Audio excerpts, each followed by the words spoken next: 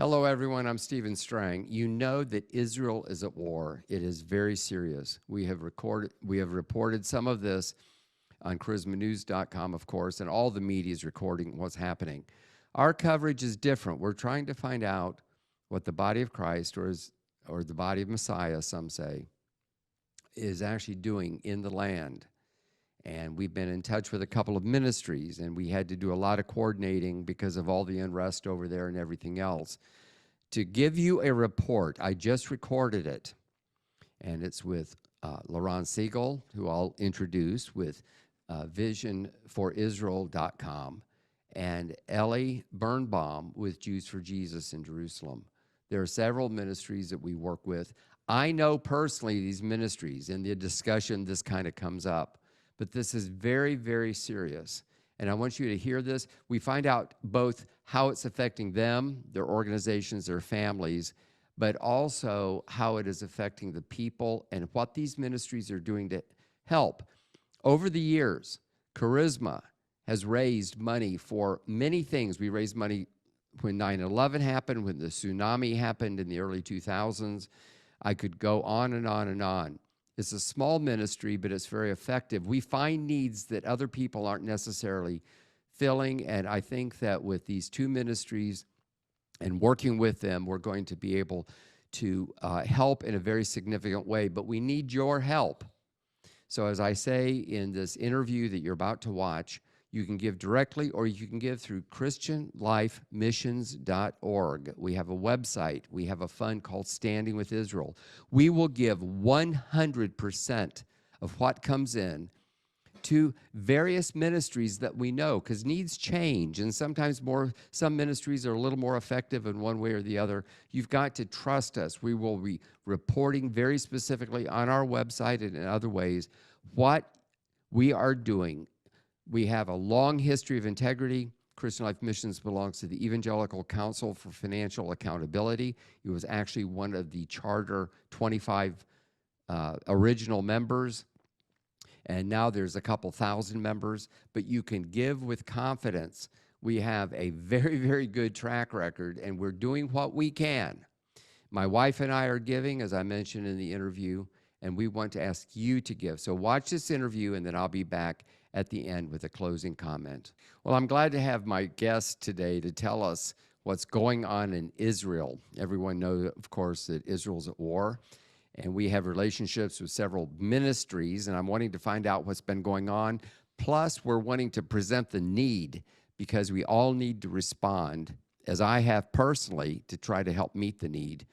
And we go with ministries that we know their integrity. And so let me first start by welcoming my two guests. The first is Ellie Birnbaum from Jews for Jesus in Jerusalem, and Laurent Siegel from Vision for Israel. And Laurent, I don't know where you're at. You live near Jerusalem, I think. I've known your parents for years, and I've supported Jews for Jesus. My main contact is Sue Perlman since early in my career, so we go way, way back. And let me start with you, Ellie, because we had a special thing happen with a bomb shelter. In fact, Sue Perlman, who I just mentioned, told us that your headquarters, if that's what you call it, in Tel Aviv, had no bomb shelter. And we were able to work through our nonprofit, which is called Christian Life Missions, to supply a bomb shelter. So why don't we start by you just telling me what happened? This would have happened a year or so ago, and you even gave us a little video thanking which we played to our board of directors, and we've supplied many, many bomb shelters over the years, but I don't think we ever got feedback from anyone who actually used it. So thank you very much. So why don't you bring us up to date? Then we'll talk to Laurent, and I want both of you to tell me what it's like to be in that war zone there. Yeah, I think it was maybe a year and a half ago, almost 2 years ago. I was actually out of the country, and my family was back here, and we just realized there's no bomb shelter. There was rockets being fired on Tel Aviv, right at where our ministry center is, where we have 5 or 6 meetings a week and programs and different things. And we never thought we would need one. And then I remember being away, just worrying so much. I said we need to have a bomb shelter. And that's where you guys immediately came in with a response. And we were hoping never to have to use it, but it's proven really, really crucial. Rocket fell just 40 meters from our ministry center in Tel Aviv, and we were able to be safe in the bomb shelter. And that's just, I just want to thank you guys for supporting us and for helping us and for standing with Israel in these attacks. So thank you so much. Well, safety, of course, is very, very important.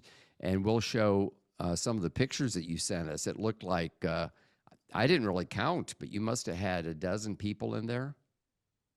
Yeah, there's about 13, 14 people in the ministry center at any given time. So it fits them, and we rush in. Once we hear the rocket, we have a minute and a half to get into the shelter.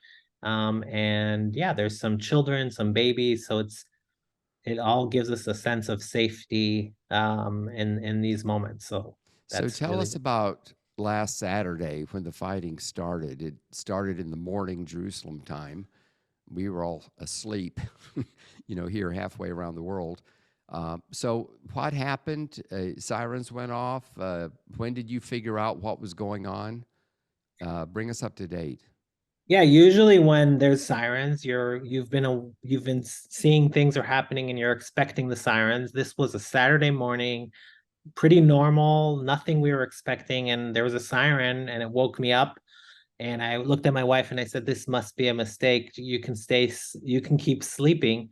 But then I started getting all these texts, and I realized, more importantly, that there were rockets, that the whole South was under attack. And before the news was even reporting it, we were getting videos and just reports of people who were actually down south being attacked. And so I just it was just a shocking morning for me to wake up like that and not know really what was happening. And I think it was a few hours in, the death toll was up to 20 or 30, and I kept telling people who were asking me what's happening that I know and I can see from what I'm getting that hundreds have been killed. And really, and by the end of the day, that's what we found out. And they say that this is the worst since the Yom Kippur War, which was almost exactly 50 years to the day before. And it just looks very, very serious. And of course, we've been, it's all over the news media, and we've been doing our version of covering what we could, mainly talking to ministries that are there, such as yourself. So, Laron, let me ask you how you first found out about it and your response and what happened with your ministry. Yeah, it was Saturday morning, as you said, and I was actually still lying in bed because usually I sleep in on a Saturday. And I hear my mom in the background. I'm staying with them at the moment. I just moved back to Israel a month ago, by the way, after living in the US for 7 years. But I came back and I was hearing my mom speaking or talking to my dad and saying, "Oh my goodness, there's been another rocket attack, not another rocket falling." And she has the app on the phone that shows you how many times the rocket falls and where it's falling. And I was just getting done reading a verse in the Bible, and then I hear sirens outside my window, and I say, "Hey, there's a siren here. We need to go into the bomb shelter." And so, casually we just went into the bomb shelter because we're used to that. We're used to that type of procedure. No big deal, right? You go into the bomb shelter, you're safe. But then we started hearing reports on the radio of the things that were taking place on the border towns with Gaza. And at first I thought it was just rumors. I wasn't sure, who's making this stuff up, that a terrorist is holding families hostage and killing people and just shooting at them. And we didn't know what was happening. We were caught off guard. And I was just really shocked. I was really shocked when I realized what was happening. When we saw the footage of the terrorists paragliding into Israel, into Israeli territory from Gaza, and then Hamas terrorists in vehicles driving with guns and the kibbutzes and into the towns next to Gaza, we were just shocked. Well, it is shocking, and it's hard for us to really imagine what's going on.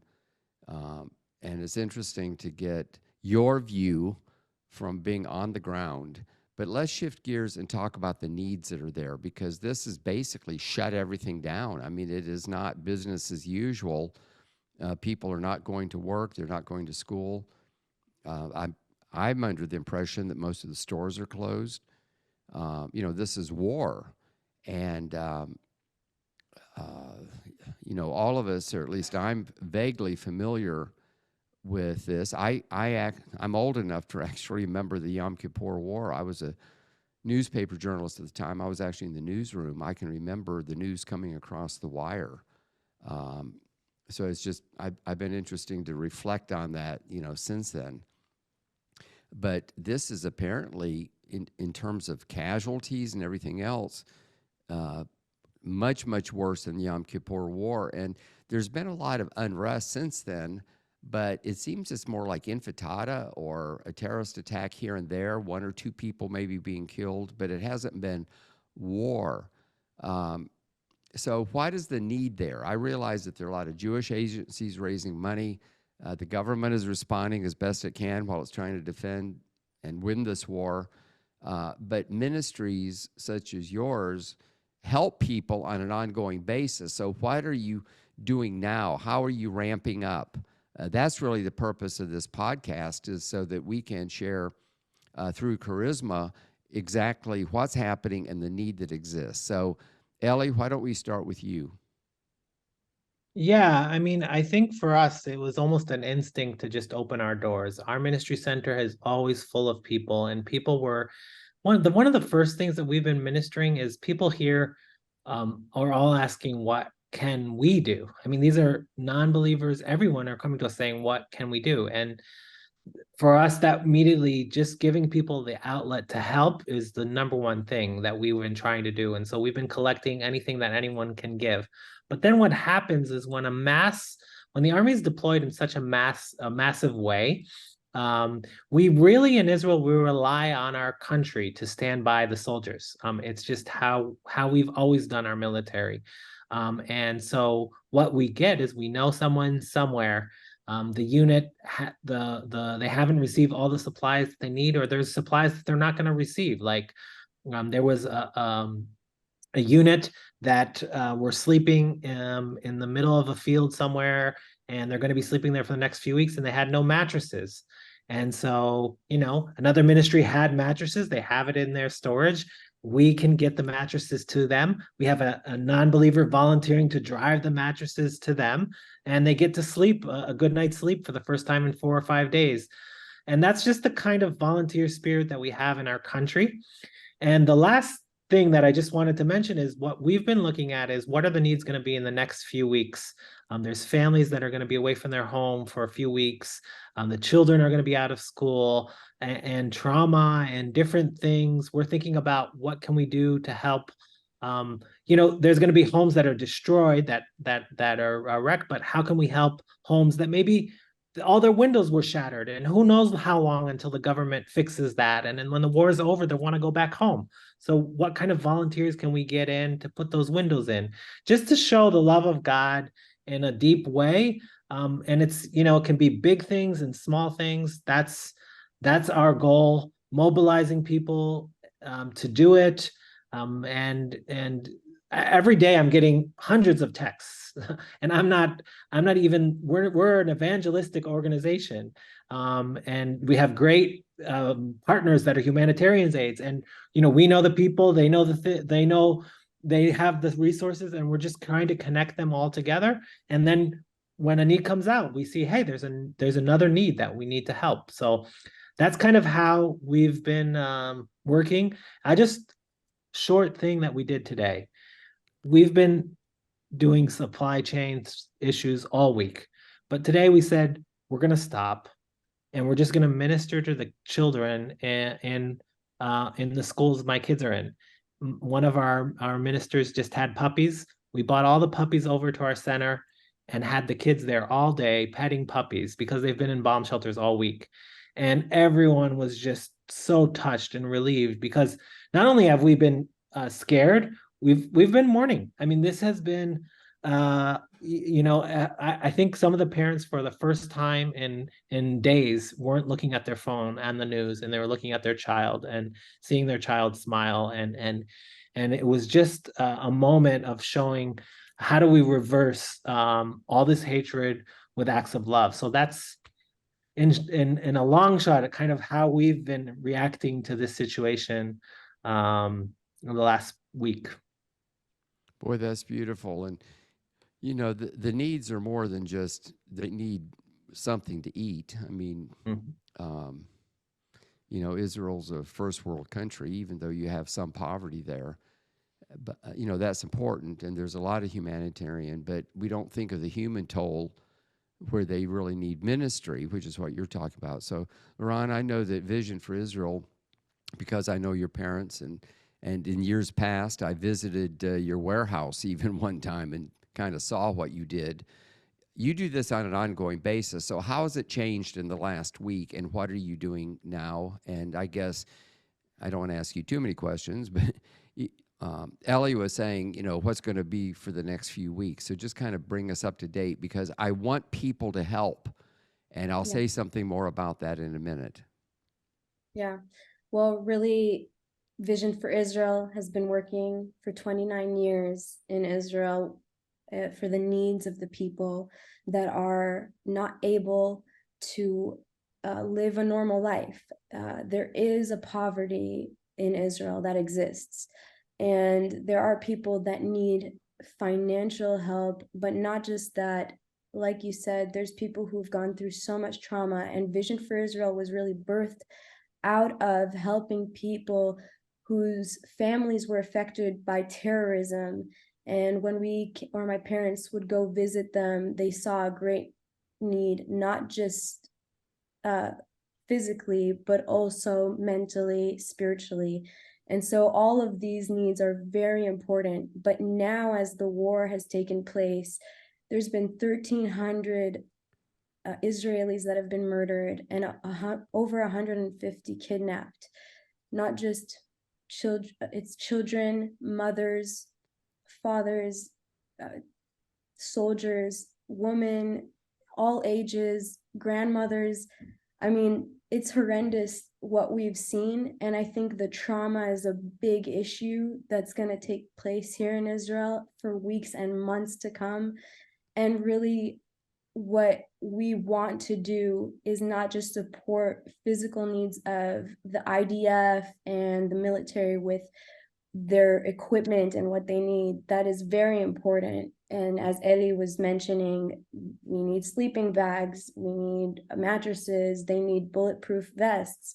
All of these things are so important. But when I went to Sderot yesterday with my father, and we went to Ashkelon as well to help distribute food from Vision for Israel to over 200 families, we asked the people that lived there, what is, do you think, in your opinion, the biggest need that we're going to have to solve after this war is over? And they said the PTSD, the trauma. People need help recovering from the trauma of this war. And these are people who grew up in an area that constantly hears rockets. So this is on a major, major level. But as I was mentioning before, Vision for Israel has been helping for the past 29 years. And just for the last 2 years, we've been planting bomb shelters, or safety shelters, as we call them, to protect civilians from the incoming rockets.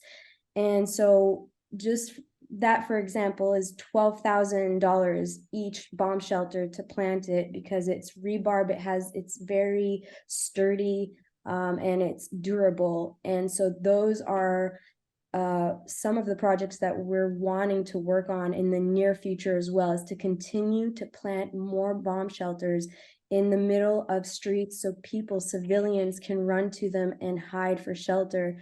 And moving forward, we would want to also help with the PTSD, with psychology treatment and any other treatment available to help with the trauma. Well, that's very important. And I think that we all need to respond in a big way. Now, our mission is called Christian Life Missions. It goes back to the 1950s. It has worked alongside Charisma Magazine, which is, a publishing house. We do all of our charity and nonprofit work through Christian Life Missions. It is a 100% pass through. We're going to raise money. We're going to send 100% of what comes in. This podcast that I'm doing is sort of step one.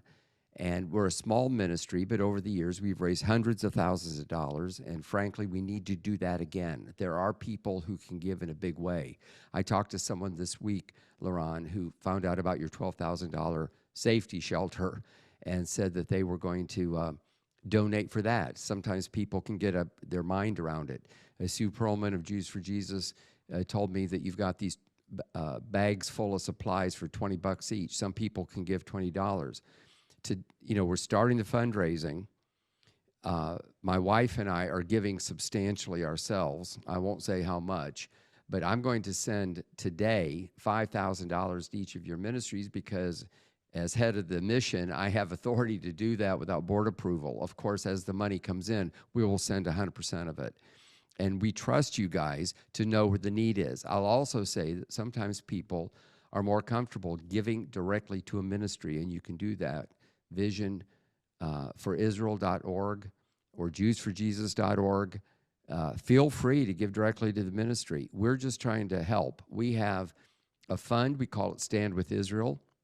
We've raised lots and lots of money for it, and we even had some funds in that was waiting for the next need. Well, this is the next need, so we're going to immediately get it out. You know that I've been talking to you how to transfer the money quickly because time is of the essence. There's going to be ongoing needs, but we have to respond today.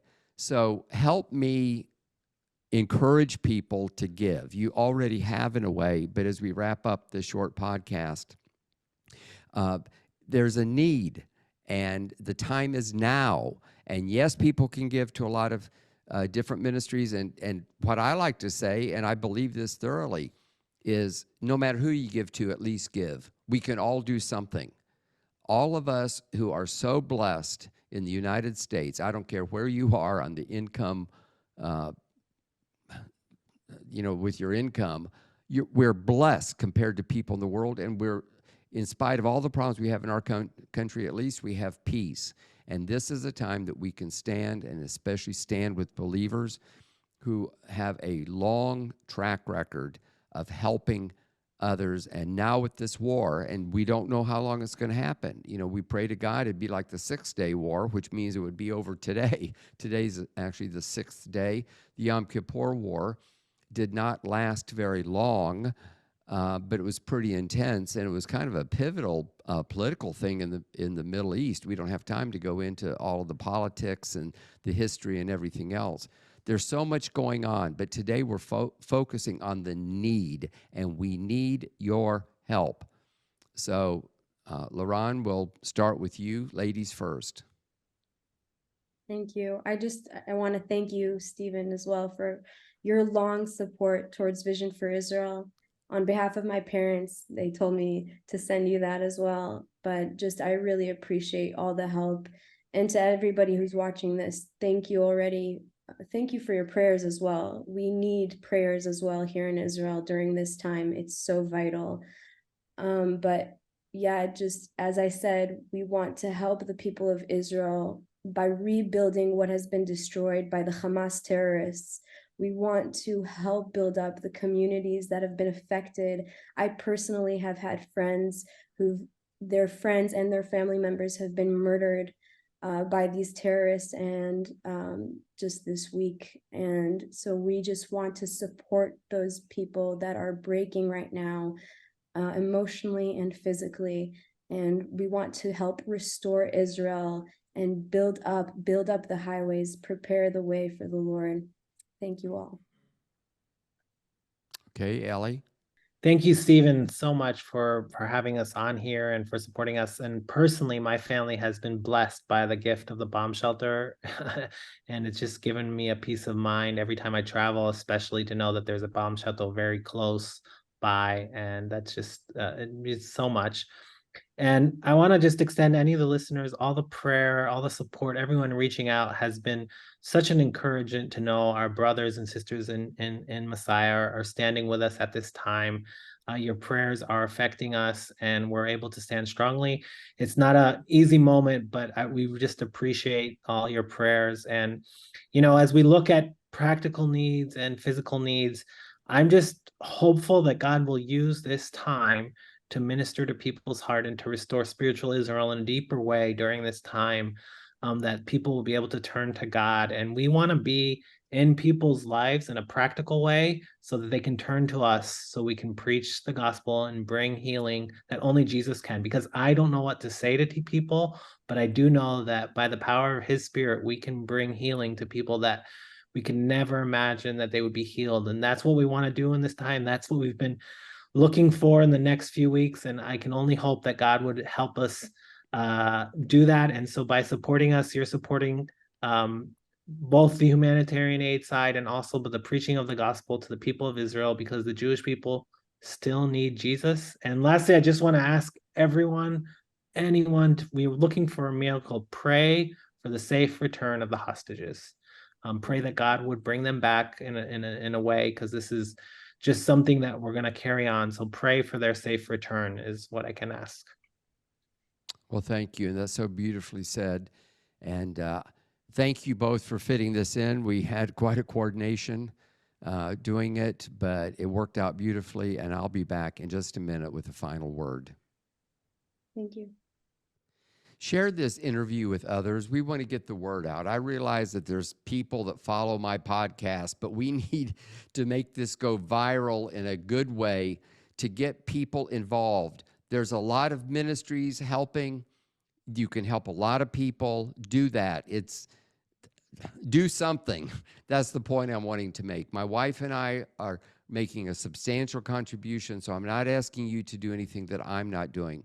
Remember, you can give to the ministry, visionforisrael.com. I said it wrong a minute ago, I just found out, or jewsforjesus.org, or give to christianlifemissions.org.